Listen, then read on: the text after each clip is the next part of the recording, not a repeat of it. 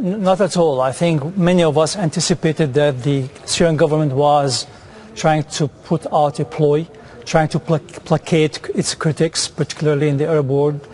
And so they did exactly what we expected, to continue with the killing. So, I mean, it would appear that their agreement to this Arab League plan was nothing more than a bluff, if you like, or in some cases even a lie. Absolutely.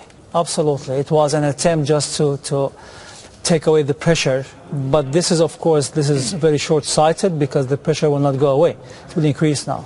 Well, again, we come back to the Arab League plan. You say pressure. It doesn't seem as if the plan really had much pressure in it at all. There were no penalties imposed for an event like this. There were no real incentives for Syria to stop what it was doing. So was the plan itself fundamentally flawed?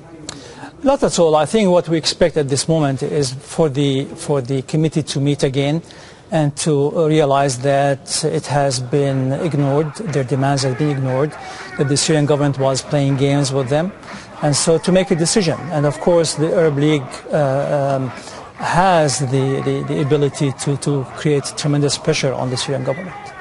Well, tell me how. I mean, what pressure can we expect next? Probably what they can do, they can, take the case to the Security Council and demand that killing stops. I mean, no country has the right to kill its own people. Nobody can say, well, this is a sovereign country and we can do whatever we want with our citizens. We can kill them just because they are crying for freedom. But that reality has been a reality right from the beginning.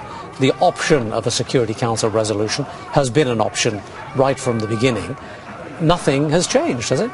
Well, I mean, a lot of things have changed. Particularly, there were many people who were skeptical about this pressure, as the Syrian government has argued this was a conspiracy. Now, many Arab countries are realizing this is no conspiracy at all. This is just a dictatorship trying to maintain power by force and by killing its own citizens. And that really would be a big change, to have more countries realizing that the Syrian regime has to go.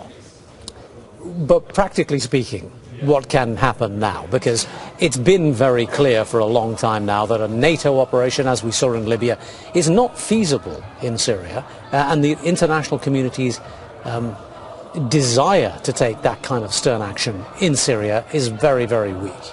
Now, what we expect at this point from the Arab League, first of all, to declare that the Syrian regime is in violation of its own commitment, and to demand that they send observers to see for themselves. And if the regime is not responsive to that, then probably they will have to decide that Syria is no more a member of the Arab League, the Syrian government that is.